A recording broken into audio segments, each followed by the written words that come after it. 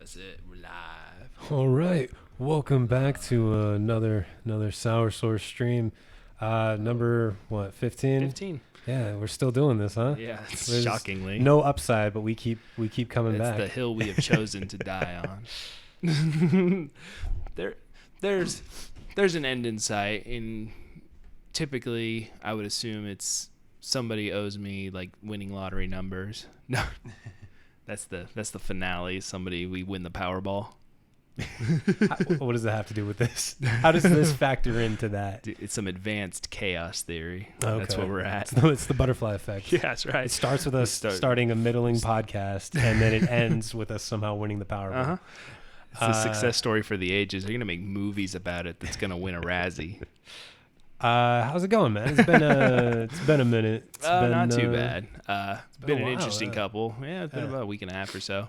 Been out and out with injury. Hurt myself, which is impressive. Contrary to popular belief, I did not have a stroke. Should have played it off that you got hurt on the job. I know. Everybody keeps telling me that, but I'm just too honest. No, somehow the rumor got started. I'm not going to point any fingers, but I got like 80 phone calls that night, and everybody was like, "Hey, did you have a stroke?" I'm like, "No." How'd they even hear about it? I don't even know. Like, I told that's literally hardly anybody. Like I told like maybe 3 people because various messages throughout the day. So what actually did happen? You just I just pulled a muscle in your neck? Yeah, and it caused it was wicked. Like it was causing like hardcore spasms. Like because it's such a sensitive area. Like from the neck down into my back, into my leg, into my arm. It was rough. It sounds. I've described it as probably the worst pain I've ever felt. Because it was rough, and I was walking around, literally, like this, like I was frozen in this position, and people are like, "What are you doing? Are you like you're not sure?" Like, I was like, "No, I'm dying." Posing for modern art sculpture or something. I have described myself as a modern day David. No. If maybe it was to serve as some sort of political commentary on what human beings have become.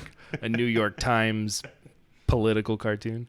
Yeah, of like humans then, and it's like sculpted as David, and then humans now, and it's you making your twacked out ass pose. Artists only want to sculpt one thing, and it's disgusting. It's you. Yeah. Ah, man. Wait. Have you been off of work this past? I burned myself. Last week I was off work. Okay. I was in bed. I mean, it's a sweet gig if you can get it. yeah. I mean, all you got to do is fucking fuck yourself up, and you're good. That was the trade-off. Like, I really, it was driving me crazy too because like when you do a lot of stuff and then you don't have anything to do, plus not being able to do it. So like I was sitting there like with all this energy and a whole lot of pain and an inability to do anything with it. Yeah. But it's all good. I mean, still a little residual stiffness. Like there's clearly some muscular damage from all that. Yeah, no, I don't think anything like slip disc or nothing. I still got no tingling sensations, just sore. I feel like I actually couldn't even turn my head like this position right here. Like I couldn't do. I was like stuck like this. I feel like you need to. Don't you have to have muscles in order to pull them? I got them all. I got that Askren bod. I got just dad bod world champion. You're getting up there, man. You're getting that grown man strength. That's right. There's levels of strength. There is. You got your young man strength when you're like 16 to like 25. Yeah. But then you got that grown man strength. It's like 25 to like 40. Between. Like, then you got that old man strength, where it's like you don't even look like you're that strong. That's the best level. But then they'll split a tree in half with their bare hands. Yeah, like they look like they have like a beer gut and like wiry arms, but they'll fucking like lift a tire, like a truck tire, just like nothing. Yeah, like fucking vice grips for hands. It's crazy. It was crazy. It was fun. 4 out of 10 wouldn't do it again. Yeah, a nice little respite from work, Mm-hmm. Got to catch up on a few little things of this and that, just media wise and what have you. For sure. Yeah. What are you watching? I started Carnival Row. on Amazon Prime. Okay. Yeah. Any good? It's all right. Have you seen Marvelous Miss Maisel? No, I heard good things. I heard good things too. I've watched a few episodes, but I kind of fell off. I don't know. There's just so much, dude. There's like, it's almost too much. It's too much, and like everyone's always telling you to watch this new thing, and then you just get kind of overwhelmed, and sometimes you're like, fuck, I don't have time to watch all this stuff. That's the big But I'll just one. watch a couple like YouTube, like 5-minute clips, before bed. Mhm. But then you end up watching like 3 hours of YouTube, and it's like, fuck, I could have easily fit like Yeah. a movie into this amount of time. Prime shows are ones that I'm like sinfully behind on, like Good Omens. Is that one? I hear a lot of good things about that. The Boys. The Boys, I that's a hear big is- one. I hear is really good. I've been How meaning, that wasn't my go-to. I've been It's meaning to beyond me, watch but it. the Boys. I do hear a lot of good things about the Yeah, I Boys. started Carnival Row, which I've enjoyed it so far because I like anything that tries to blend like relative modernism with fantasy because it's such a hard thing to do. What are you talking about? Bright did it so well. I like Bright, but This is what I said. When I said he had bad taste in movies, this is what the fuck I was talking. You liked. okay, Oh my Bright was God. good. Bright was Great. Bright was That's- trash. I'm waiting for the sequel. Bright was Will such Smith. trash, dude. Stop making YouTube videos and get on a sequel, please. Oh god, because I was pretty hype about Bright because like that I'm a big fucking fantasy nerd, and I liked David Ayers. I know he did Suicide Squad, which is already a strike against him, but then but he had done Fury, which I really liked, that tank movie. Yeah.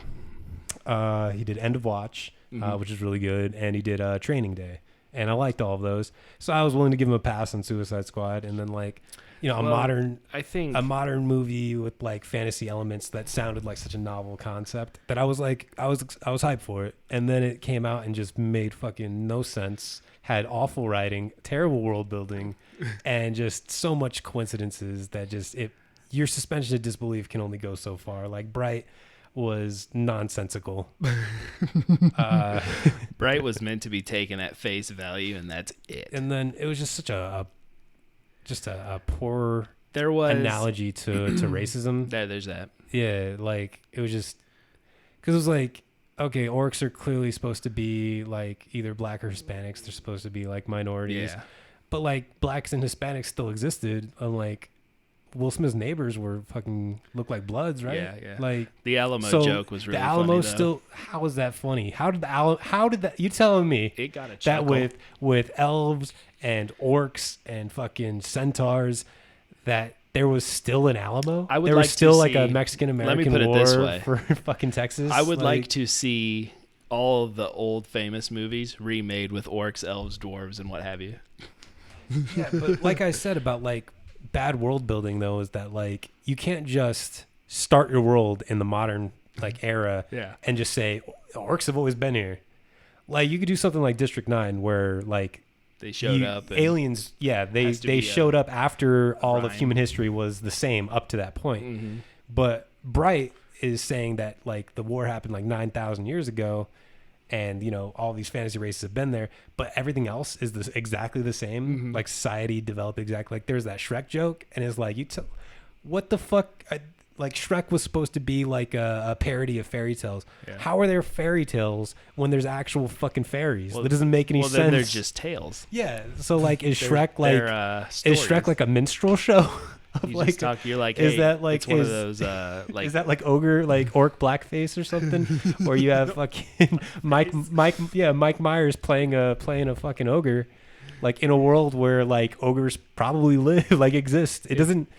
if it were a live action movie, yes, but it's CG, so it doesn't count.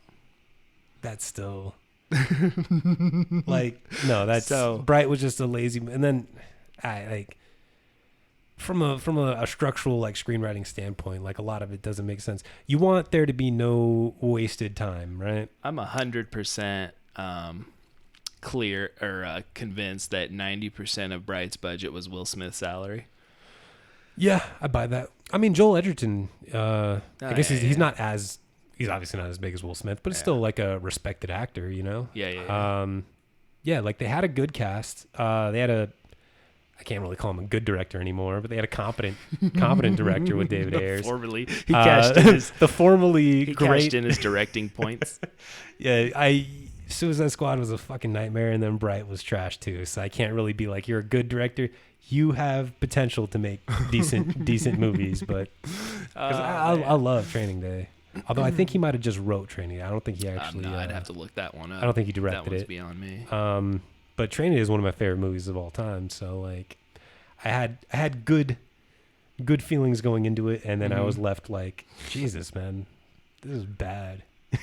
I don't think I've actually seen it. Here we are, Sour Source, talking about relevant topics like a straight to Netflix movie that came out 2 years ago. It is relevant. Yeah.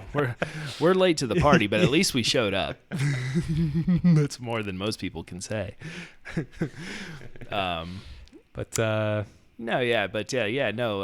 was saying earlier, though, it's such a hard thing to pull off, like, and do it well. Because, like, even, I don't know, like, have you got into Carnival Row at all? No, I have not. Okay, I won't spoil too much, but I've honestly never heard of it. Oh, well, I caught I think it's Orlando Bloom is the lead in it. Oh, okay. Yeah. Legolas, huh? Yeah, Legolas, which is funny because he's not an elf. No. Are there elves in Carnival Row? I haven't seen them yet. But they're referenced? I don't, yeah. What is it about? Like... Okay, so, like, from what I can gather so far, I mean, I'm only a couple episodes in, like, there are 2 empires in their area, which is, I mean, it's clearly like World War I style. Like, there's clearly what would be like a British Empire, and then there's like a continental European empire. Okay. With, I mean, clearly like Prussian influences, but they're fighting over the fairyland, and then it takes place post that war, which is why there are magical folk flying around. Okay. And then it's a drama based on things that happened in that war. And you ever seen the movie Wizards? Wizards. It's an animated the video game movie. Is it? No, it's an animated. Oh, that's The Wizard. Animated movie from Ralph Bakshi, who did Heavy Metals. Heavy Metal, not Heavy Metals. I don't think so. He did Heavy Metal, and he did the first 2 like cartoon Lord of the Rings movies. Okay. Yeah, his first movie was a movie called Wizards, which is kind of sounds like a similar plot. I guess like humanity killed itself in like nuclear war, right? Oh, beautiful. And like the radiation fallout created like monsters, like, but also with humanity being gone, it like freed like things up for like magical beings to come in. Fair. Because that's always kind of a theme in fairy tales is that like humans and magic can't coexist, which is why like at the end of Lord of the Rings they all the elves hop in that boat and leave.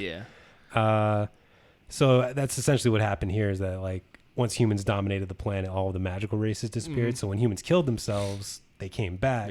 So now there's 2 warring factions between like the mutant monsters that were created from the nuclear fallout and like the fairies and elves and gnomes and things like that. Wizards. I'll check that out. I don't think I've ever seen that. It's pretty old. I think it's 70s maybe. 70s. Oh, them old animations are crazy. Yeah, dude, they were all on LSD back then. So yeah. They were pre what do they call them, like ratings. So you ever seen Fantastic Planet? I don't think that's another like fucking trippy ass old animated movie. I think it's French, but it was dubbed. I rented it at the library like when I was like 16. Yeah, and there's like these giant blue aliens, and these giant blue aliens. And they own people, and people are like tiny, and they call them owns, and they have them as like little pets. And it's like a Brave New World. Like they like one of them escapes and then runs into like a society of free humans out. It's a weird one. Yeah, I'll say. Yeah, you lost me there. God, it would have been what a time to be alive when everyone was just fucked up. I guess everyone's fucked up now, but they were fucked up on like Molly. Yeah, it's not as. Now, I don't know. It's not as like fucking weird and trippy as now like, they're jacked up on depression and what have you. Oh man, well that was fun. That was a good. Yeah, that was a weird. We talked about fucking nonsense for a little bit. Well, it's always fun to. Let's get to the actual like news. Yeah, the meat and potatoes. Yeah. So, yeah, we had some fun, exciting news. came up yesterday. Potentially. I mean, it's this is gonna be the one. This is gonna be the one that finally gets him. I'm telling you, this is it. Don't like everything else. The Mueller, the nothing. This is it, dude. Unfortunately, this is gonna be the one that gets him. Unfortunately, it's been. I mean, I'll even say it's been over sensationalized. Like the whole process, is so much more long and drawn out and complicated. Yeah. Wasn't unanimous though? Republicans and Democrats agreed to. From the committee perspective, no. But what you're talking about is the I think the whistleblower release. So like there was a whistleblower who. Yeah. Because I remember hearing like there was like no details for it. Like in the beginning, it was literally just like there's a whistleblower that there's a phone call between Trump and somebody, and it's like, what the fuck does that mean? Yeah. And okay, so are you familiar with the case? Like what's going on? Kind of. To what I know is that I guess that while Joe Biden was president, he used his political influence to get Hunter Biden like a job in Ukraine as like an energy executive or something like that. And then Trump was like, we're gonna withhold our support or monetary support for you guys unless you find dirt on Joe Biden. On Hunter Biden specifically. Biden, yeah. So I've been doing some glancing research. One thing I did do was I did read the transcript that they released. Yeah. It's not the full transcript though, right? It's just, see, the thing just like about a memo that got released. Yeah, the thing about that memo is like there's a couple funny things about it. Number one is it's kind of like by memory. Like the guy who released it is just going off like what he heard. So there's that. So the conspiracy theorists are on it. But they're not on the fact that the true one that will be released will be like is allowed to be edited by the White House before it gets released, but nobody's talking about that one. Awesome. So there's that. So I did read it, and it is kind of interesting how like the conversation proceeded, like because basically the president starts out with like, hey, I want to congratulate you, good job, and then the Ukrainian guy's like Zelensky or however you pronounce his name. Mm-hmm. He's like, yeah, I used a lot of your tactics. This is how we have a lot of things that we want to do to help Ukraine. And then Trump's like, how we help you out a lot. And then he's like, we're a better ally to you than the European Union. And he's like, yeah, you guys are honestly bigger allies. And he's like, yeah, I need a favor from you. Like, that's like the exact quote. Yeah. And then he's like, oh, well, we're always happy to cooperate and we expect full cooperation. He's like, and I remember when I was in New York and stayed in your tower and like, I was like, it's rough. Yeah. Like, that's the thing. Like, is it going to be enough like plausible deniability on Trump's part to be like, I didn't say anything explicitly? Like they're gonna do, this is what brings up the second hilarious point on the whole thing. They're gonna do number one, they're gonna deny it anyway. They're just gonna call it straight up a witch hunt. I've seen 2 clips of him on the news, Trump saying like that he did do that. Yeah, well, it's funny because he's sitting there doing it, but like a lot of his like members are like, yeah, this is quid pro. This isn't quid pro quo. This is nothing. This is people looking into something that's nothing. But it just, the whole thing is because of the headline, because it's not that the impeachment hasn't, I don't think, technically started, right? There hasn't been anything like that. It's just a referral. Mm-hmm. I'm gonna check that here in a second.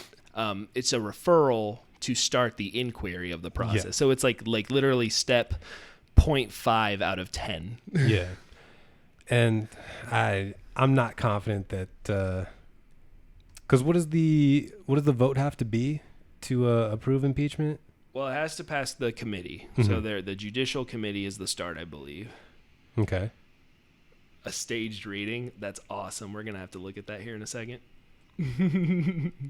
What the link that we were sent here is a staged reading of the phone call. So we're gonna check that out here in a minute for sure. But so basically, like if I understand it correctly, the Judiciary Committee or Intelligence or whoever has that beginning power, because nothing ever goes to the floor. They'll vote on it, and then when it passes that committee, then it'll go to the floor, where then it will have to turn into a big thing because the House will have to present evidence. It's like a full-on trial. Like they'll have to put everything out. Like they'll have to say, like, this is what we have, this is why we think, and this is why we're doing it. And then the House will vote. Yeah. And then if it goes through that, then it goes to the Senate, where Mitch McConnell will look at it and either table it or call it immediate vote. Then they'll go to another trial where they'll present all the same evidence again and have to convince the Senate to vote to actually remove. So it's a long-winded process. Yeah. It's not, I wouldn't say winded. I mean, it's a check and balance that we need. But for like, I've heard like reports like Nancy Pelosi was like shuttering all impeachment talks because like from like a establishment perspective, I guess it's not worth their time. Like they were trying to like do one of two things, like beat him in the election and then nobody has to care, or do it at a time where they can't vote it down so that it's like a more impactful thing. Yeah. Like, which that you can have, I guess, an opinion on that. I don't know. To me, I was just kind of like, I mean, that's defies the purpose of the actual proceedings. So, I don't know. How is this looking for Joe Biden though? Like if it does reveal that he's also corrupt, like could this be the fucking golden ticket that we've been waiting for that takes down Trump and Biden? It could be. Because like the way things are going right now, Biden is still fucking leading. See, it's really interesting. Like, I don't know. Is he still leading? Yeah. Okay. Every national poll has him still leading. The only poll news I've seen recently is many a headline that say Warren is growing. Warren is actually kind of cementing her place in second place, edging out Bernie. Yeah, which we can because I do want to talk about Elizabeth and Bernie here shortly, but we can continue on the Ukraine Russian impeachment thing first. The only big poll news, I'll just throw this out before I forget, is in the last national poll, Andrew Yang number 4. Yep. I've seen that. Which, like, fuck yeah, because Pete Buttigieg and Kamala Harris were so fucking smug to him. Yeah, they were. In that debate that, like, I'm so glad that he's beaten you guys. Like, I like Andrew. Andrew Yang might actually, in recent days, he's actually moved his way up. I think he's my second choice, just because I'm becoming aware of how establishment Warren is, and Tulsi Gabbard is not polling anywhere. Right. So, at least Yang is bringing ideas, man. Because what the fuck are Kamala and Buttigieg and Klobuchar and Joe Biden like? They got no fucking ideas. They have no platforms. They got fucking nothing. At least Yang has like a vision, something he's passionate about. Like, what the fuck is Joe Biden running on? That's it. He wants, honestly, if Trump, he gave his whole platform in one sentence. He wants to make sure that kids can sit in front of the record player. No, what he's actually fucking hitched his wagon to is that I'm not Donald Trump. That was his first like announcement ad that came out was like Donald Trump is a racist. And it's like, fuck yeah, dude. We all know that shit. Yeah, we knew that from the we knew that from the primary. Like, what are you talking about? But that is his whole shtick is like, I can beat Trump. I'm better than Trump. I'm not Trump. Trump. And if Trump gets fucking impeached, like, where are you, Biden? Like, now what are you running on? Yeah, because what do you do? Because now there's not the boogeyman to beat. Right. Now you have to actually have policy positions, and you don't have any. You're a nothing. You're just a fucking gray blur who's getting by on name recognition, and that's it. And I don't know. Should we go back to Ukraine? Back to Ukraine. So tangents are so easy. I really like Hunter Biden. Dude's he's a fuck up. And I love it. Like, dude's just Just looks like I have like such a kindred spirit with this man. Yeah. Like, I don't know much about him, to be honest with you. So, and it's his brother. He's the one that had the sickness. He's the one who died. Yeah, he was like a vet too, and like kind of like the golden child. And I think Hunter was always sort of living in his shadow. Hunter is like, because like Hunter S. Thompson. I keep wanting to call him that because he also had like a fucking crazy drug stint and drug problem and like alcohol problem. And like he kept getting hooked up with like these jobs because of who his dad is, and then just kept finding ways to like blow him. And it's like, yeah, dude, he's not qualified to be to be some sort of energy executive in Ukraine. Like that was clearly done with Biden's influence. But yeah, doesn't that kind of get down to like the whole like root of the progressive movement? I guess if I want to bubble everybody together like that, it's like enough getting people into positions through shady deals and what have you. Like like at the root of everything, aside from money and influence, which I think might be the actual root. But yeah, it's all connected. You know, nepotism is I think pervasive in almost everything. Yeah, it's true. Know? Very true. Even when it comes down to things like greed, because you can't really take that stuff with you when you die. But, you know, so why do these like wealthy elites, you know, hate the estate tax so much, you know? Because at the end of the day, they do want to preserve like their legacy, their bloodline. That's that's such a funny one. The estate tax, like this has just reminded me of a story because I was talking to a guy about it one time. And I think at the time, they've changed it now, I think, with the new tax law. But at the time, I think it didn't kick in until like post $10 million. Like nobody, like there was not one until that. I think is that the right number? Or is it 1 million? It could be 5 million. I think it was 5 million. Between 1 to 10 million. It's definitely in that range. Definitely more than most people have. But no, that was the whole thing, and that's what I told him. I was talking to him, and he's like, "Oh, they only want to take my money after I die." And I was like, "Are you leaving behind 10 million? And how do I get in on that?" And he's like, "Well, it's not that much." And I was like, "That's how much it is." Yeah, then you're not fucking. Yeah, there's that meme going around where it's like Bernie wants to raise taxes on billionaires, and then people that make $40,000 a year are like, "No." And it's like, yeah, dude, it's not affecting you. They've done such a good job of like twisting the narrative into like higher taxes, but it's like in actuality, a lot of these progressive policies will save the average American money. Yeah, for sure. The only people who are going to be affected are the people who have so much fucking money that they couldn't feasibly spend it anyway. The people are just hoarding it at the expense of everybody else. Yeah.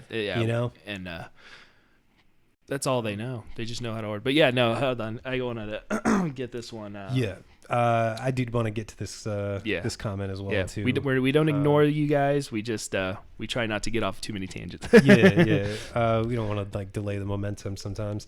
Okay. So someone in the chat says Bernie dropped out and supported Warren. We can get rid of Biden together. Fuck no. Warren should drop out and support Bernie. This is the thing, man. That's my ideal if I were to pick. My ideal ticket, I've said it many a time, is Sanders Yang. And you know what? I'm coming around to that. No, dude, Warren. So here's a narrative that's being pushed a lot in the media is that Warren and Bernie are the same thing. You know, that's why like if you could have the opportunity to vote for Warren, why wouldn't you vote for her over Bernie? And you know what? If they are the exact same, why is Warren a media darling and Bernie Sanders is a pariah? Yeah. Why does all of corporate media discount Bernie Sanders, discredit Bernie Sanders if he's running on the same platform as Elizabeth Warren? It's because he's not.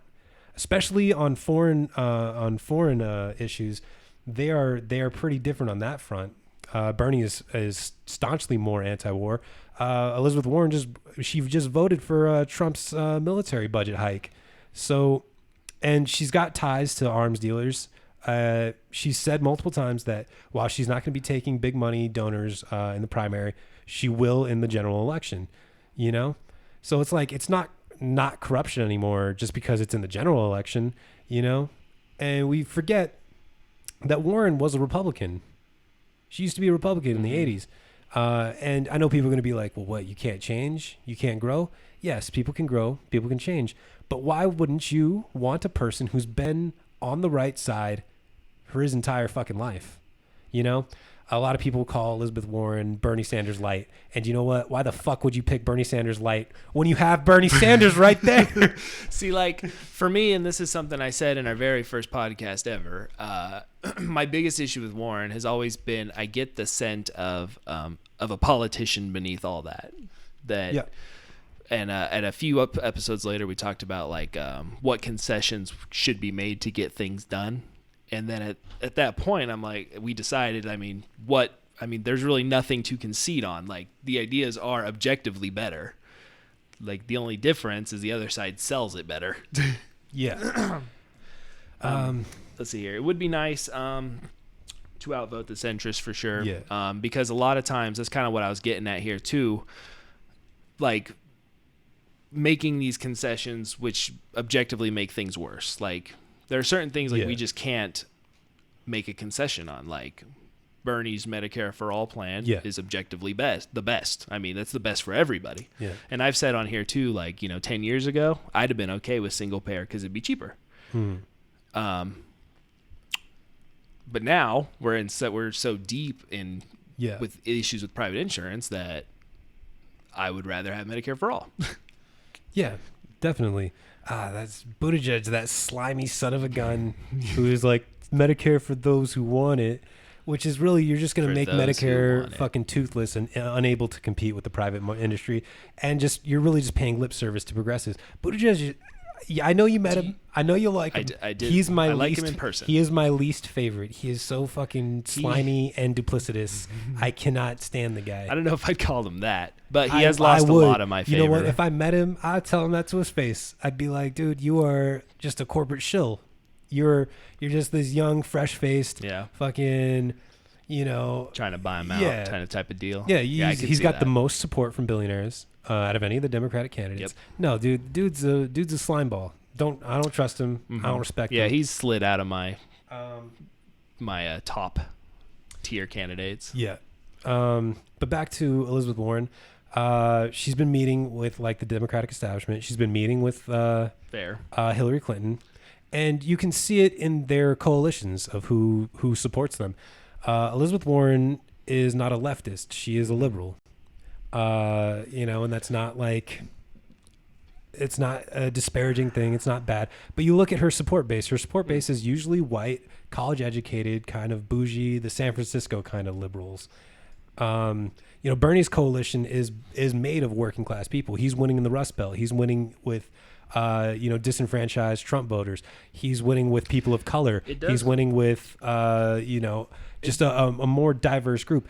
A lot of the same people who voted for Hillary Clinton are throwing in their support behind Elizabeth Warren. And that just goes to show you like who is the safer establishment pick. And you know what? I don't fucking like the establishment. I don't want to uphold it at all in any facet. Yeah. So I don't want Elizabeth Warren. See, it does kind of make me wonder too who they're polling. Like, obviously you can't survey a whole, you could with the internet, but it'd be almost impossible to survey a whole country or like a whole state or something like that. But I am interested to see where these polls are taking place and where they're pulling their data from. Cause like, like the Gap for the longest time had like Biden at like 30+%. And it's like, there's just no way that that's true. Like, yeah, well, I remember the initial polls, some of them had not actually even polled anybody underneath, I think like 50 years old, So it's like, yeah, duh, Biden's going to come out on top if you're not polling young people. Okay. So in the chat, someone says, if you're going to debate about Warren versus Bernie at this point, then you have completely lost the goal of the progressive movement as a whole. I disagree. This is a primary. And I'm going to throw my support in behind the candidate that best supports progressive ideals, and that's not Warren. So, yeah, I don't think like let's play like an assumption. Like, let's say Warren gets the nomination. Sure, I'm going to vote for her. No, dude. Even if it's fucking Buttigieg or Biden, if it's one of these guys that I fucking loathe, like I'm still gonna fucking vote for him. Yeah, for sure. But right now, no. Like, why concede? Why go for someone who's less progressive when there is a real progressive in the movement? You know, I can see both sides of the argument. Get out of here, you centrist. No, dude. I had to do it. No, I think more states should definitely, like, in terms of the primary, to kind of realign with what I think you might be getting at is like what do they call it, ranked choice voting, where like you can vote by rank. So like you could still theoretically vote for Elizabeth Warren, but like you're like soccer. Yeah. Like, yeah, even if you like lose, like you still get a certain amount of points or whatever. Yeah. But NASCAR. I'm kidding. I've never watched NASCAR. Don't. But yeah. More should do something like that, because that way, like, for what we're talking about, I could vote for Bernie, I could vote for Yang, and I could vote for Warren. Yeah. And then I know, assuming everybody else is smart, that one of those will win. Just kidding. Yeah. Honestly, though, look at the difference in policies that are being proposed. Have you looked at Bernie's criminal justice reform? Beautiful, lovely. Gets rid of cash bailouts, increases funding for public defenders, gets rid of completely abolishes private prisons.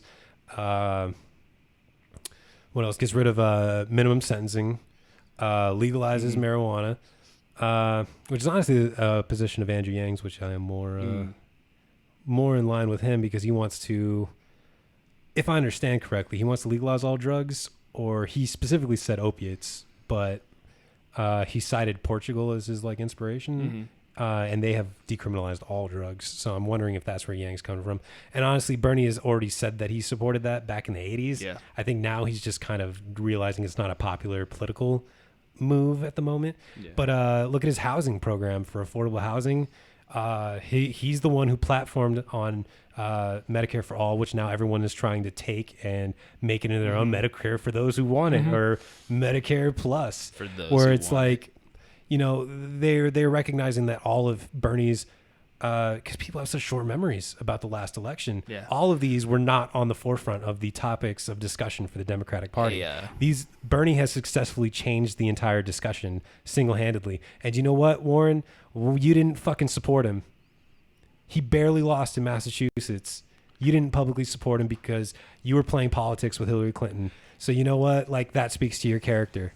Here's an interesting scenario that I think it will be fun to talk about. So prior to this election cycle, Bernie's always been an independent. Yeah. Is he still? No, he had to register because in order to, they changed the rules to keep him out. Well, he was still running for the Democratic nomination. Right. But he himself was like personally independent. Yeah, me too. Prior to 2016, anyways, or 2018. But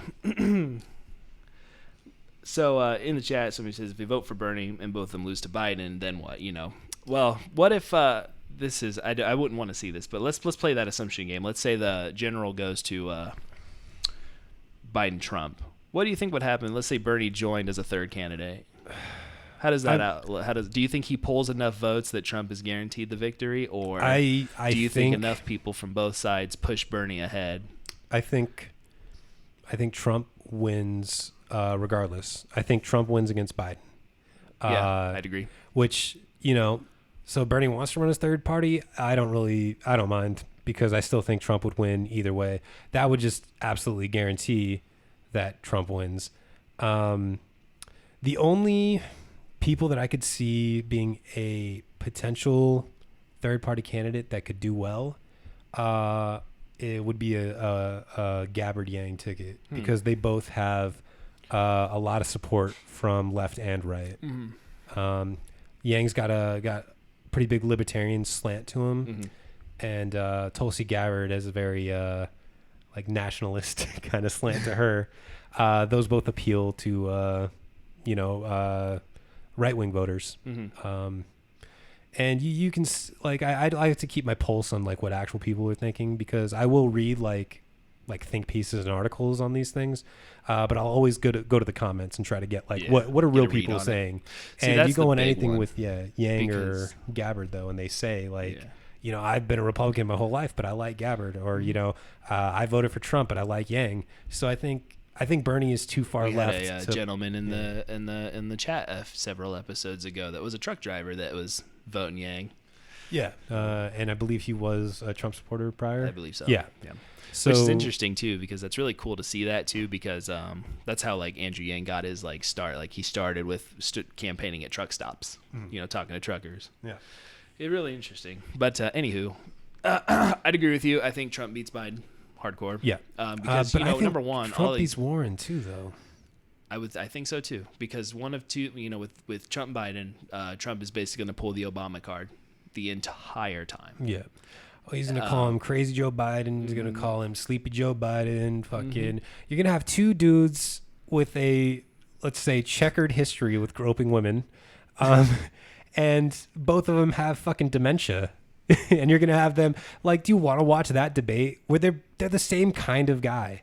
Like, Biden is not, like, I don't think as vicious of a person as Trump, but they're both like these arrogant, entitled fucking, like, guys whose brains are melting. And like, I don't want to see that. And then Warren gets in, and what's going to happen? Pocahontas all day, every day. Which is honestly not it's not a legitimate criticism of her, like it's not something that should take out her derail her election.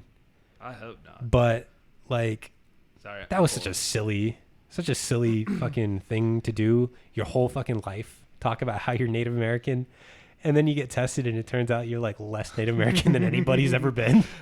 Anybody's ever been. Ever. The best at it. Okay, hold on. We are, let's go ahead and get into this here. Let's see, I don't think will have any issues if it's playing in the background, but I don't think probably can't show it on screen. You might be able to if we got better at Streamlabs. Let's see here. Well, if I could understand Streamlabs better, I could definitely do this. But actually, we'll have to go to headphones on this one because audio's feeding through there. Let's see here. Is this legitimate? This is a staged reading. Yeah, but I mean, like, is this the actual No. transcript? I think so. Let me see here if I can hear this properly. Or I can't hear it at all. That's cool too. Hold on. Time out. Sorry. Take.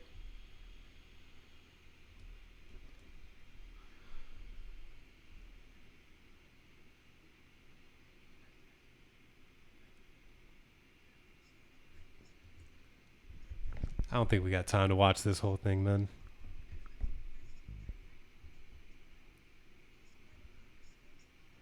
Hold on. You can't have dead air for 9 minutes. What are you talking about, man? That's a bad idea. We'll get it. We'll do a couple minutes, but there's some good stuff in here. He gets into it really fast. Like, I read the transcript. Mm-hmm.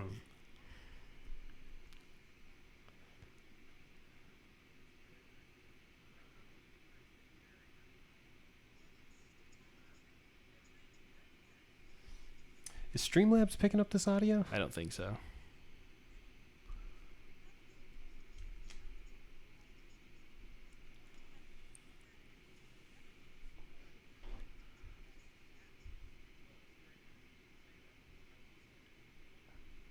Here it comes.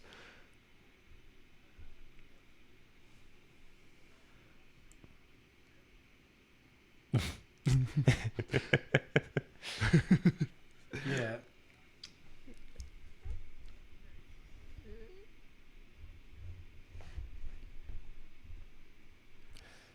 Let's see. Very, very good. Very, very good to Ukraine.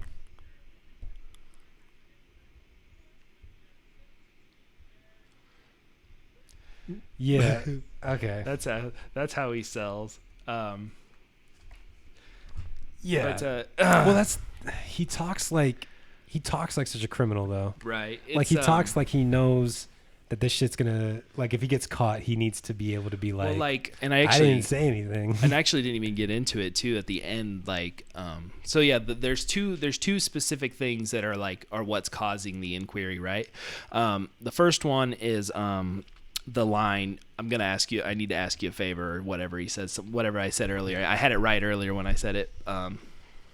And also, I do apologize because I'm not 100% how to get that audio feed through stream. So it's beyond my technical capabilities. Add a new I didn't source output, and then you can select with that for everybody programs who is paying attention. But I will,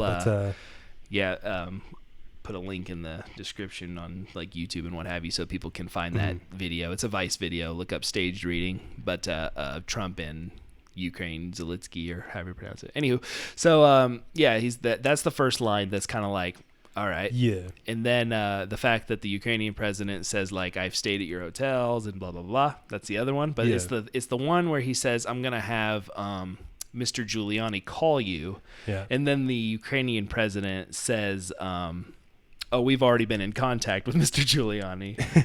And then he's like, oh, well, in that case, the Attorney General Barr is going to want to get a hold of you. And then, like, it blows. It's just... Yeah. Well, it's worth the inquiry. You think this is the thing that'll finally get him? I think I'm going to say what I have said the whole time. Like, I mean... There are many things that would be considered theoretically impeachable, right? Whether it's emoluments or... collusion, which that one I don't want to concede is iffy, but I'm ready to let that one go. Yeah. Except for the Russia, if you're listening. God damn, I can't do that voice. Anywho, was that Trump? Yeah. Yeah, man. It was like a bad Bill Maher. It's a bad Bill Maher's Trump impression. Anywho, I lost my own train of thought because of that. Good go me. No, like, I'm going to say what I have said many a time is that they just need to do it and vote on it and make it happen, because it's not a question of like this is beyond like impeachment, right? This is when a president gets impeached, like that stays with them.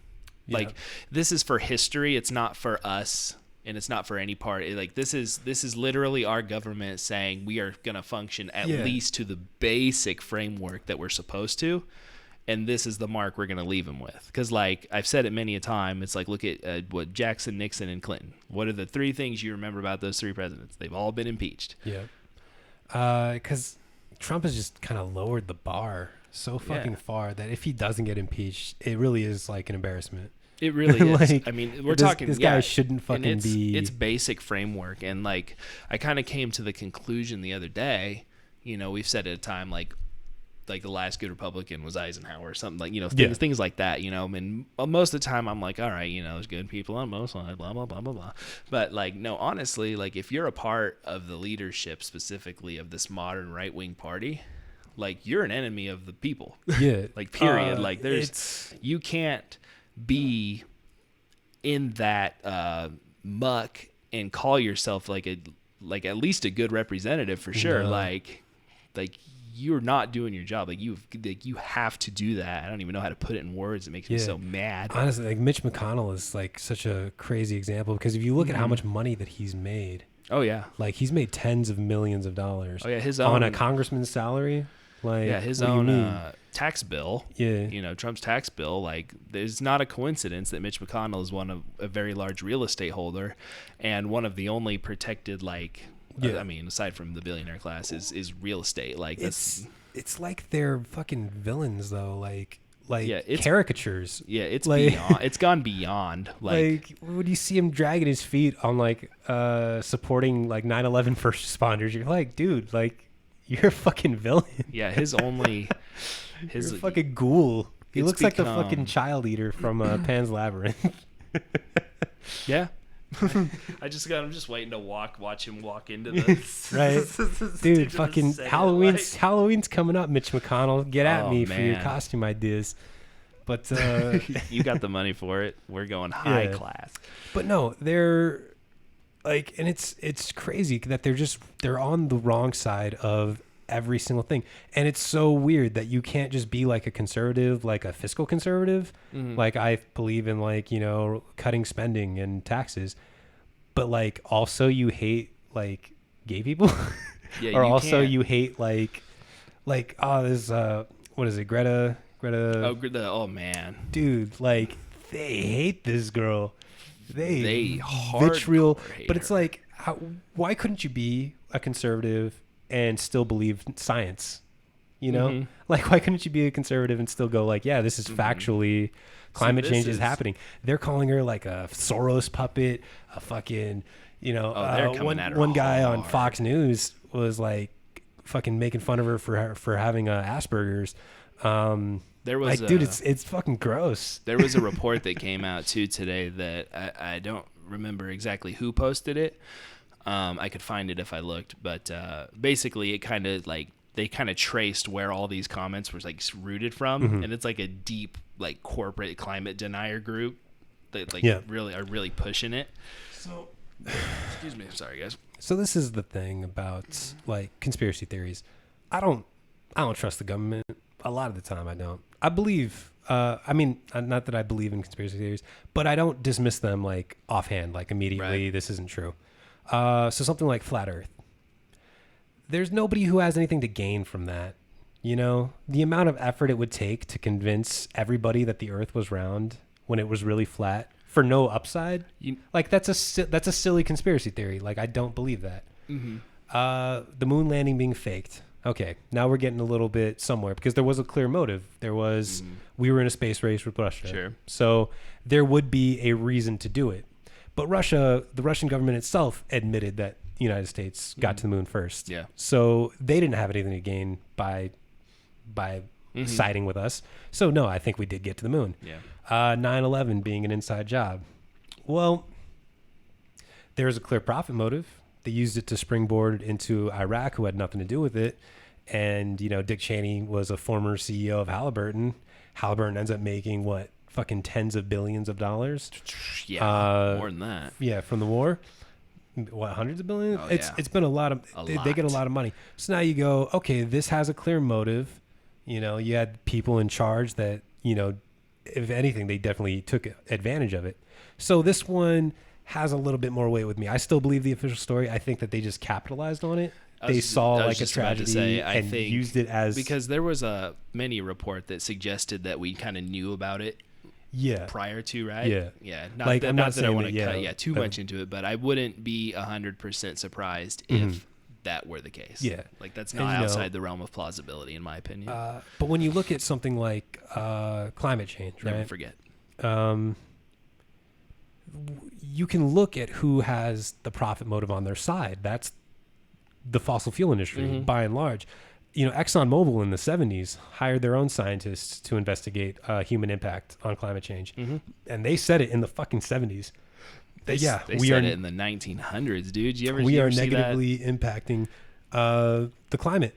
NASA came out in the 80s, said it. The science has been settled and constant for fucking 40 plus years. And what do you think, though, that at the lowest, it's like 97% of climate scientists agree. I've seen somewhere where it says 99.9.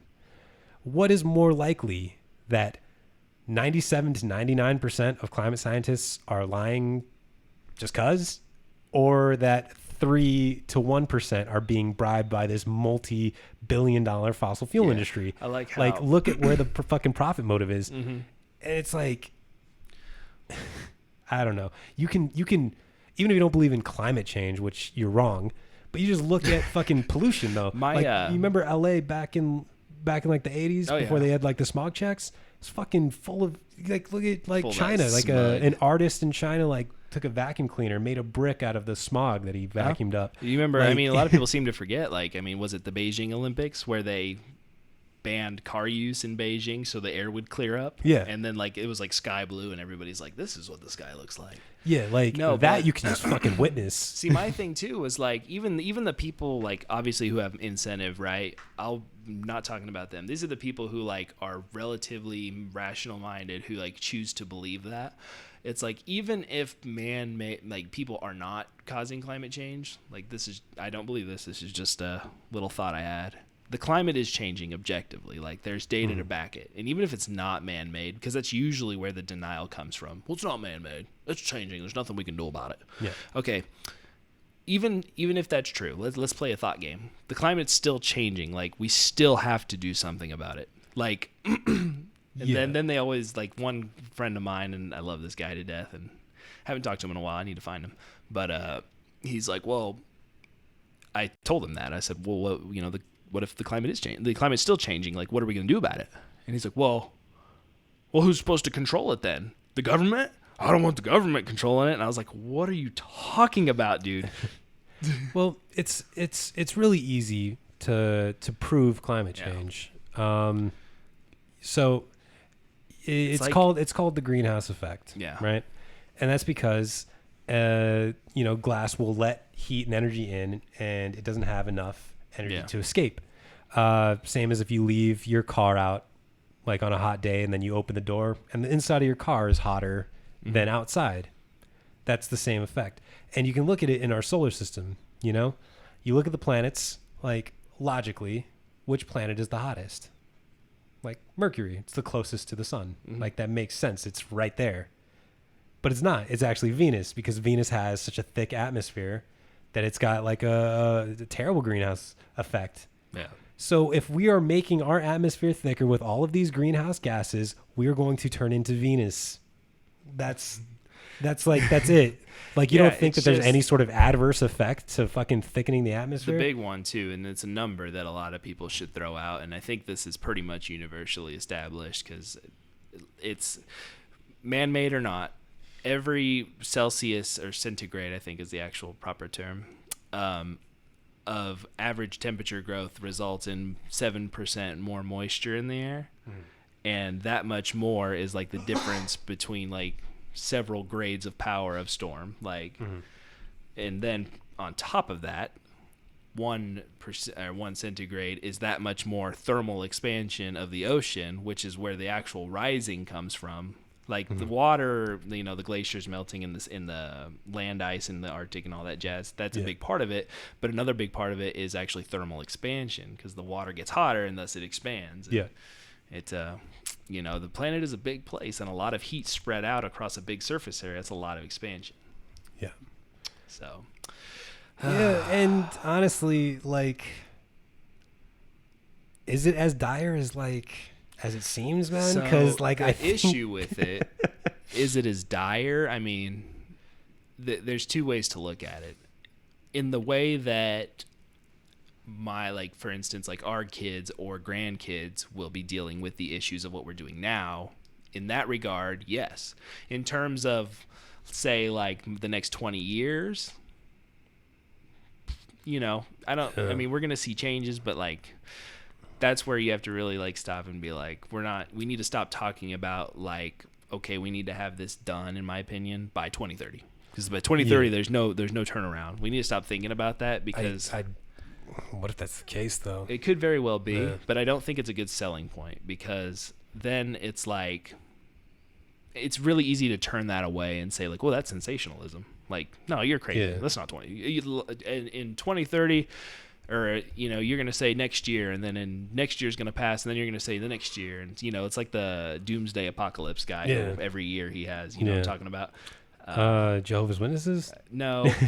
Because they predicted the end of the world 4 times. There's one guy, he's really famous, and he got a lot of attention for hardcore following. And he's one soul guy, and he's the one most famously, the day Macho Man died, was one of his days that he had predicted. The world did end that day a little bit. It did. Macho Man saved us. Macho Man Randy Savage. Rest in peace, brother. He saved us. He knew what was coming. I snapped into a Slim Jim yesterday. I'm not going to do the voice. Snap into a Slim Jim. Snap into a Slim Jim. Snap into spice. Randy Savage. It's the best. Clip that. No. But this episode brought to you by Slim Jim. Dude, I bought this is a way off topic, but I'm on it now. I bought like 120 pack of Slim Jims from Sam's Club. Of course, I was a little let down because they're like this big. Yeah.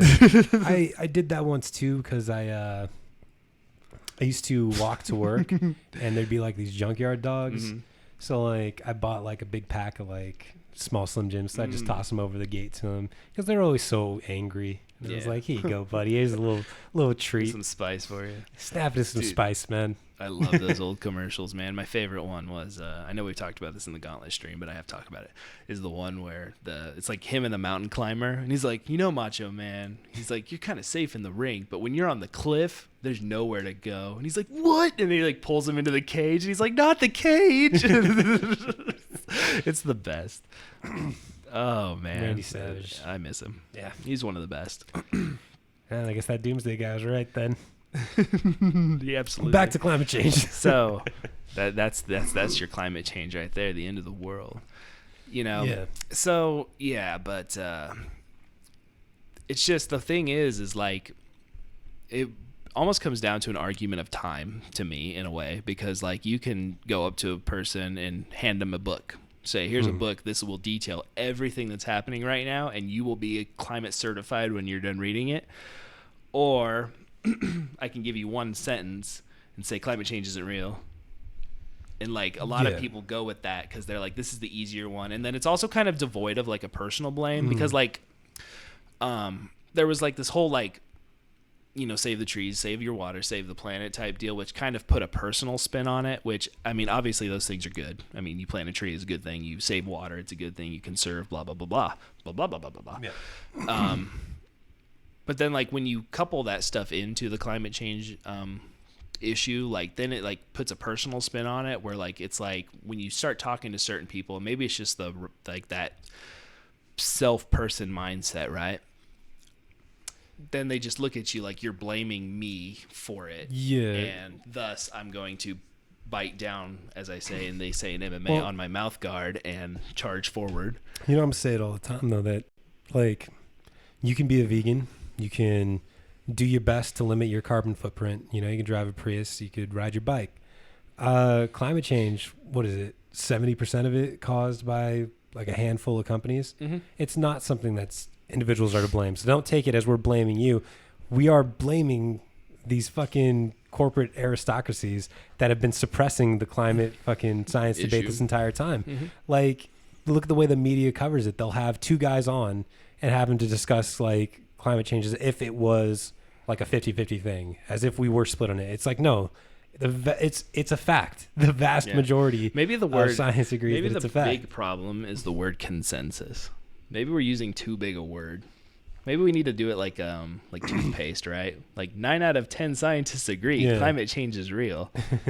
There's one. That's an accurate assessment, right? 9 out of 10. Well, I've always said too, and I had 9.5 out of 10. I talked about this a lot too when I was making the small political circuits and stuff. It's the whole name has been corrupted, right?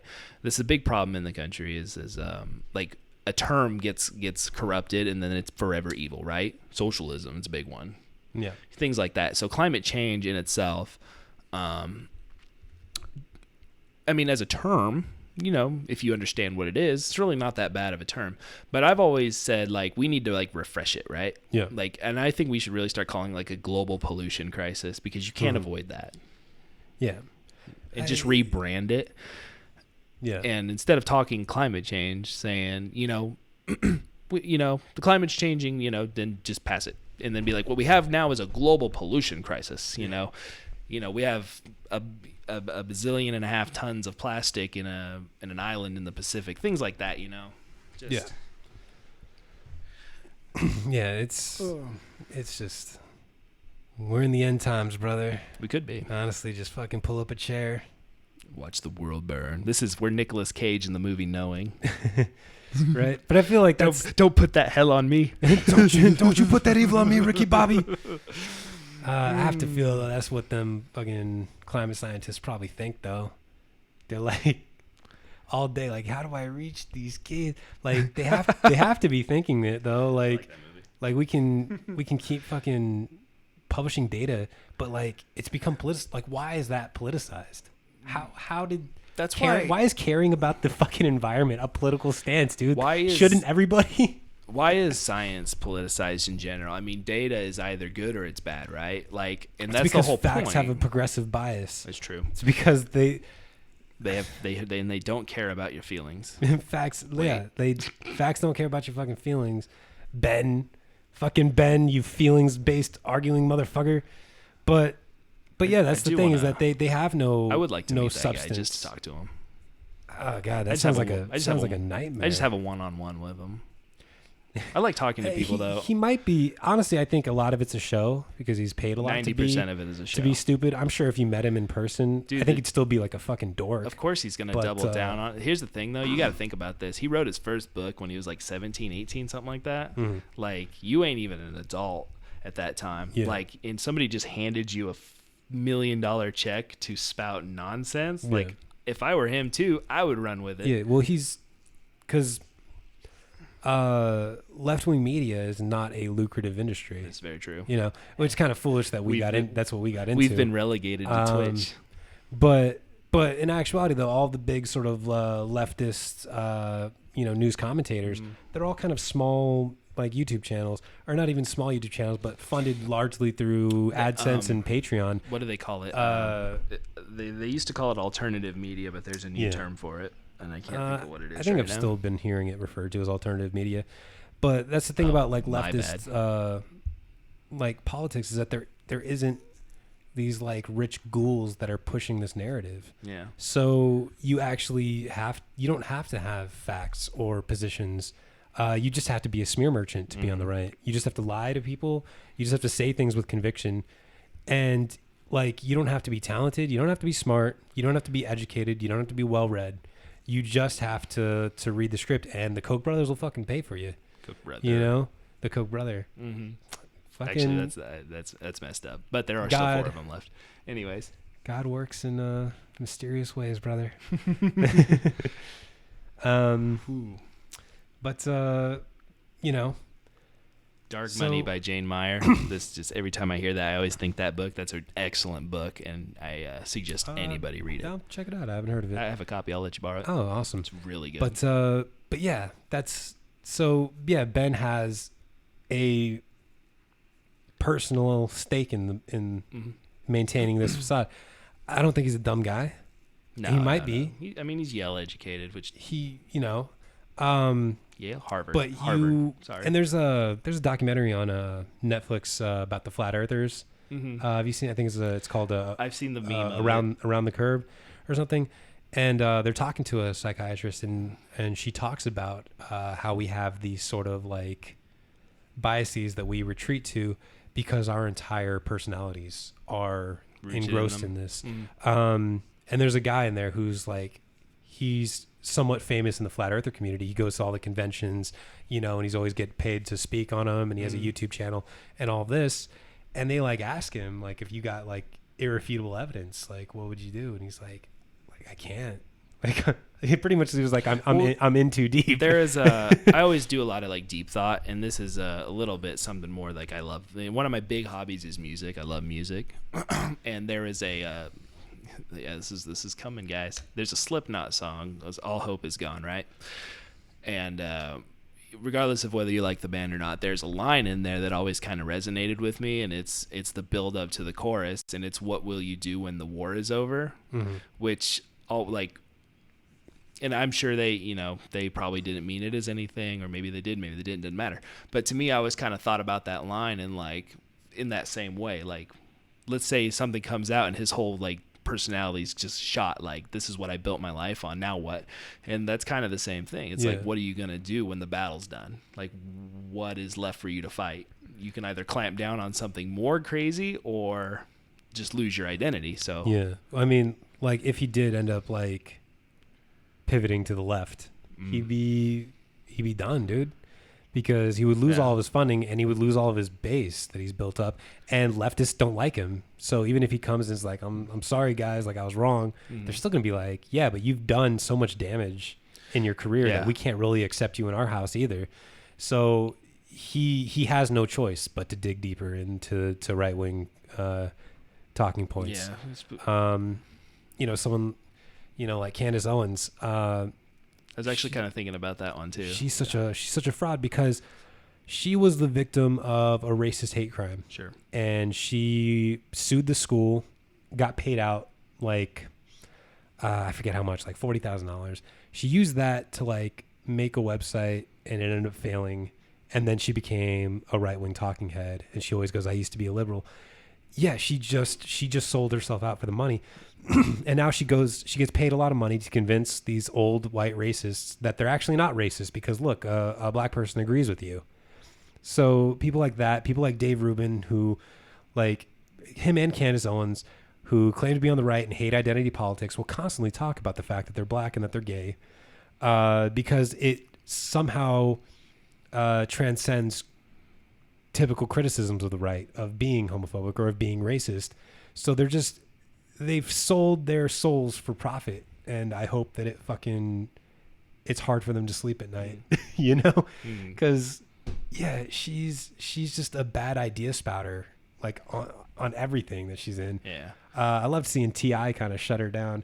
Like, I don't fucking look to T.I. as my fucking what does T.I. think about this? I need his expert opinion. But he was right, especially from like a position that I didn't really even, not being a black person. When she does go like, slavery was all over, okay? So to hold like U.S. like accountable for it, he got upset that she was like painting it as like this thing that just happened and that we shouldn't take responsibility for it. Like, yeah, dude, she just is bad idea after bad idea after bad idea.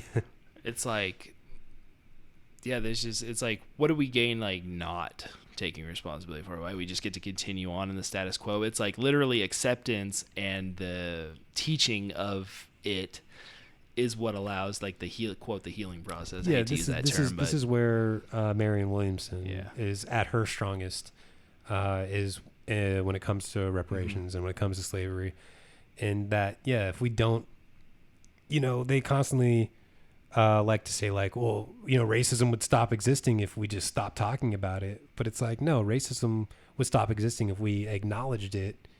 And we made up for our systematic mistakes that have existed and then for fix the systemic things. Yeah, if we fix the problems, that's where a lot of the root comes from. Is systemic. You don't just get rid of it by we'll just stop talking about it, and we'll ignore the fact that like white families have 5 times the wealth of black families on average. We'll just ignore the fact that black people face harsher sentences for the same crimes. We'll ignore the fact that more black people get arrested for drugs. Even though they use drugs at the same rates as white people, we'll just ignore all this shit, and racism will go away. And it's like, that's not how this works. That's not how it works at all. Oh, dang. Ooh, we took some deep stuff here. All right. Well, let's see. You want to change gears and head into some other more pleasant things? It's up to you. Okay. I'd be put almost different tags on here, and I'd hate to be a liar. I'd be okay with stopping it soon. Okay. We're getting into an hour and 10 right now. We'll give it another like maybe 20 or so. Sure. There's a few things I wanted to get on because I put sports and MMA in the thing. Okay. So, which will soon hopefully be splintered into its own category / show. Hopefully, if I can get my person that I have that want to talk about this on. So I'm in a football pick'em league, right?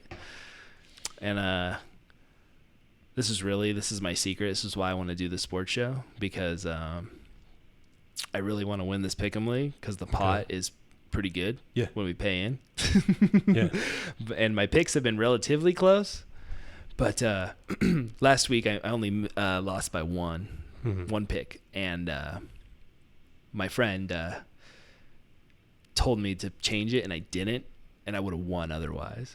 Yeah. So now I'm convinced. You're convinced that he's the guru? Yeah, he's the guru. He knows. Yeah. That's what he does. It's his hobby. Yeah. Just like I have many hobbies that I could go into hyper detail for and get nothing out of. Yeah. His is that. And I do like me some NFL. And I just want to say, hopefully, if maybe John Elway's watching, what are you doing, bro? 0-3? Come on. You Broncos fan? Yes. I was going to wear my Peyton jersey today. Okay. I wouldn't have felt one way or the other about it. Broncos are literally the opposite division from the Eagles. They're AFC West. Eagles are NFC East. So on every front, they're opposite. They're the worst. I don't really care. I don't really care about the Broncos. I want to. I want to. I want to believe. And I don't see it coming together. And I send my Madden record to John Elway every year, and he still won't make me head coach. Yeah. So I'm hoping. What a fool. Yeah, honestly. This is the honestly, I think I could do better. No. Yeah, there's that. Patriots are cheaters, and they're still winning. Other than that, that's the big one. There's a lot of interesting little tidbits too that I look forward to getting into. Yeah, I don't have them. I don't have any saved with me right now. Fell off of football. I'm a highlight catcher. I don't watch games mostly because I used to watch like religiously. Yeah, I mean, there was a long stretch where I would watch every Broncos game because that's my team. My backup is Jacksonville. Broncos was the first football game I ever went to. Oh, really? Broncos Chiefs in Mile High. Ooh. Broncos Chiefs. Yeah, I got to shake Brian Dawkins' hand. Who he is my favorite player because he was a safety for the Eagles for a long time. And it was a good day. It's a good day. Broncos were always kind of my second team, like my AFC team if I had to pick one, just because like that's where Brian Dawkins ended up going. But yeah, no, I don't watch it anymore, man. I don't have cable anymore. So fun fact, the NFL app will let you, at least unless they changed it this year, the NFL app will let you watch local games for free. As long as they're on TV in your area, you can watch them with ads. That's pretty sweet. Yeah, which is cool. Yeah, I used to watch a lot of NFL Live, Around the Horn. I used to like eat, sleep, and breathe fucking football, and then I'd play Madden all day, every day. I hate Madden. And I crushed it in fantasy football. Although Madden as a game, one of the first like pro game, like you could be a pro gamer and play Madden. The Madden Challenge. Funny story. You ever watch Madden Nation? It was a show on ESPN for a little bit. Well, maybe, but I don't think it was a show on ESPN for a little bit where it was just like all of the best Madden players. Mm-hmm. There was a guy on that show who lived here in town. Oh, really? And I worked with him at Dillon's, and I beat him in Madden. Didn't you hate those stories like that? Beat a guy who was on fucking TV for being good at Madden, and I fucking beat him. I beat him handedly, too. It wasn't even like a fucking tough game. One dude, Hail Mary every pass, bro. See, what I would do is I would call fake punt. I would call audibles. I would switch Deshaun Jackson into the slot position, where he would be guarded by either a linebacker or a safety, and he had 99 fucking speed. So like they weren't going to keep up to him. Have him run a fucking slant route and just run right past the linebacker, toss it to him, and boom, you're guaranteed at least 15 yards. I haven't played a Madden since I think 2008 maybe. Man, I'm way behind. Yeah. I think last one I played was 12. Do you think they? It's been a long time for me too. Do you think they upload like as close to like true life physical stats as possible? Like, do you think if you measured up like, who's a big running back right now? I can't think of anybody right now. I don't care. Somebody who like runs like a 4-second 40, whatever. That'd be fucking nuts. I don't know. I just threw a number out. It doesn't matter. But like, do you think they program it so that in the game they run that same time or? No, they have parameters that are set, and they just like they should do that. Move the levels. That would actually make me want to play more Madden, like as a game, because like that sense of realism. Madden used to have a cool, because now it's like 2K has that career mode. Madden used to have a really cool one where you could interview with people, and it would tell you like your personality type and stuff. Nice. So you could be like a Terrell Owens type, who's just like a big mouth, or you could be like a team player or a team leader. You could demand trades and stuff, and it was a real cool role playing aspect to the game. And they got rid of it. And I don't think they brought it back. It's a shame. I remember they tried to make one game too, NFL head coach. Oh yeah, I played that. I didn't play it. I wanted to. I was curious. I love sim games like played that. I picked the Jaguars. And I fucking playing hard mode. Yeah. because this was in 2008. Yeah, where literally the only player they had that was in the 90s was Maurice Jones-Drew, and everyone else was pretty bad. Isn't it interesting that Jacksonville came out of the gate and were playoff capable, and then like haven't had really any luck since? Yeah, other than like a couple sporadic seasons. Yeah, here and there. That's really odd how that happens. Yeah, just certain ways organizations are run. Something like the Buccaneers for a long time were always ran like as cheap as they could be, and so when they ended up going to the Super Bowl in 2002, something like that, that was almost just kind of a fluke. They ended up getting who was that safety, John Lynch from the Broncos. They ended up getting him. They had Warren Sapp. They had Rondo, cornerback. It was really a good run. They had a really good defense. That was the Derrick Brooks, linebacker. Was it the Brian Greasy years of Denver? Yeah. And just the eventual letdown. Yeah. So it's just kind of ways that organizations were ran. Like that was a fluke. Like Tampa was always bad up until then. Still are. And they just kind of got lucky that they were able to afford all these players. Same thing as like the Redskins organizations always kind of ran pretty weird. Same as the Saints for like a long time. So it all comes down. Yeah, it all comes down to like how the team is ran. Just remember, as long as the bar, right, for well-run teams, I guess, the low bar, I should say, is your fans giving your team a funeral in the streets. That's the. See, I think like historic though organizations like Steelers and Patriots, you should look to is like they've always been strong. Yeah. Yeah, they've been strong their entire existence.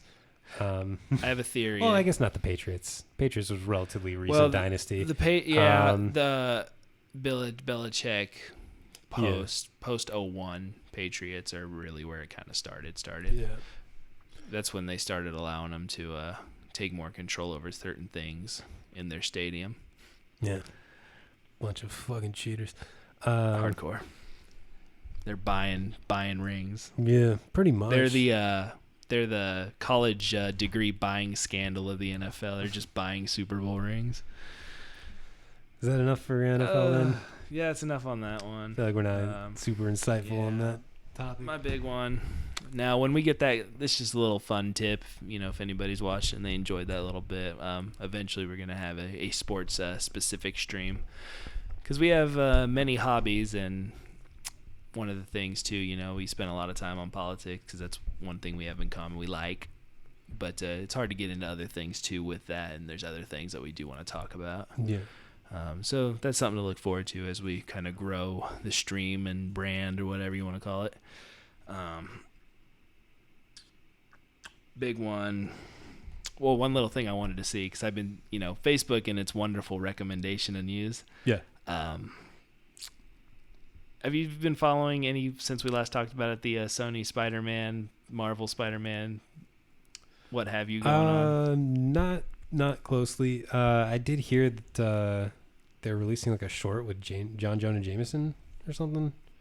I haven't even heard that one. Yeah, interesting. I saw like a headline for that, but I have not been following it super close now. So they initially were like, yeah, we're not doing a deal, have fun, and then everybody was crying about that, right?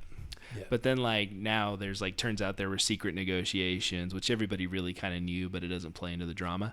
So now they're like, yeah, we want to do a deal still. So they're negotiating on a table, but then the result of that negotiation was like Sony's like, if you give us $10 billion, really? Yeah, 10 bill, 10 bill, 1000. I'm not going to do that, but. Yeah, that was enough. They get the point. They get the picture. I thought about it. For a split second. I was like, I'm going to do this. I'm glad you decided against it. I didn't commit. I'm a quitter. No. Yeah. Anywho, they're like, we want $10 billion so you can have Spider-Man back. And then Marvel's like, all right, have a good day. Yeah, that's and then kind I of was outrageous. like, that's a good price to pay for Spider-Man. That's kind of outrageous. Dude, that's like 2 movies. That's all he needs. 2 movies and toys? No, Dude, because it's pretty rare for a movie to make $1 billion at the box office. It's true. 10 billion, like that's 10 movies. That's a lot. That is true. Wait, for Spider-Man Forever though? Like yeah, forever. For the like, exclusive. We'll sell you everything exclusive back rights for 10, to him? Yeah, 10 bill. Okay, that's a little bit more reasonable. Especially, what did they pay for Star Wars? They bought LucasArts for $2.8 billion. Or Lucasfilm. Do you think? Think Spider-Man is worth more than... I think Spider-Man is at least... If you were to rank Spider-Man to Star Wars as like the size of the franchise and like the amount, I would say Spider-Man is at least 20 times a bigger franchise than Star Wars. You're insane. 100%. Star Wars is a cultural phenomenon. Now, it's kind of fallen out of grace in recent years. Why? Because it's Oscar-worthy Last Jedi? Oh, I fucking hate The Last Jedi.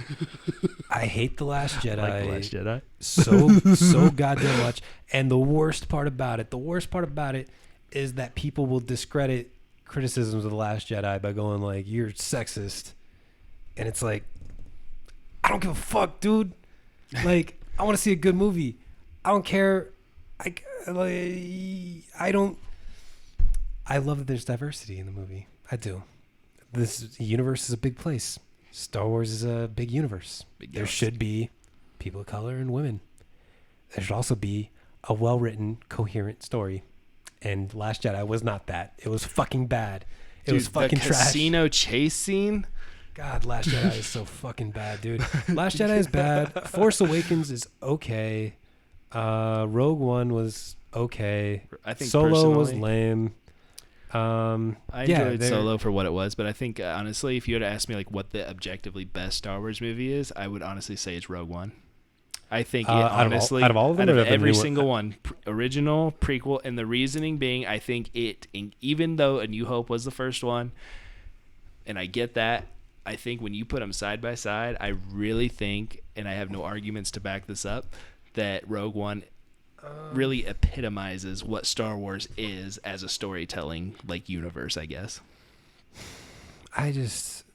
You don't really, except for the opening with Moff. Grand Moff, whatever the hell his name is. Grand Moff Tarkin. Yeah, that I could have lived without that. I didn't need that world building. You don't really care about the characters, though. At least I didn't. And the story, you kind of know how it's going to end. I guess it's just the nature of being a prequel. It's okay. I think it's the best of the new ones that have been made. And that's why it's hard to love Star Wars, because only like 3 or 4 of the movies are good out of like 10. They're all great. Let me see. Let me list off my top 4. Last Jedi, Revenge of the Sith, Attack of the Clones. No. Hold on. No. I want to change my answer. Last Jedi, The Phantom Menace. I like Phantom Menace better than Attack of the Clones. Back to Spider-Man. No, here's the objective ranking of the Star Wars movies. It goes Empire Strikes Back, A New Hope, Rogue One, fine. Wait, what was the first one you said? Empire Strikes Back? Okay. A New Hope, Rogue One, Return of the Jedi, Force Awakens, Revenge of the Sith. No. Force Awakens, Solo, Revenge of the Sith, Last Jedi, Phantom Menace, Clone Wars. That's the ranking. That's the official. I forget about that movie. That's the official ranking of the Star Wars movies. I'll give you that. That sucks that it came at the hour and 27-minute mark of our stream, because nobody heard the objective rankings of the Star Wars movies. It'll come up again. There is actually a planned one that we are going to get done. Oh, the rewrite of the Star Wars prequels? We're just going to do a Star Wars episode. Rewrite will be part of it. I'm Star about Wars it. Super Special. Yeah. Sour Source Super Special Star. Sour Source Star Wars Super Special segment. Quintuple S, baby, in the building. And what? I think we're out with that. All right, we're in. All right, we'll see you guys next time. Appreciate you hanging around. Check this out. These streams always go up on YouTube. They're hanging around on Twitch for a little bit. You can subscribe to our YouTube channel for these shows, plus a little bit of extra gaming content that we try to make on the side for fun. If you liked what we were listening to and I can't talk. If you liked what we were listening to and you'd like the audio on the go, you can find us on most major podcast platforms under Sour Source. A subscribe and a download helps, even if you don't listen. Even if you hate it. Yeah, that's the big one. So we'll see you guys next time, and it was a lot of fun. We had a lot of good chat today, and we enjoyed it, and we'll catch you guys next time.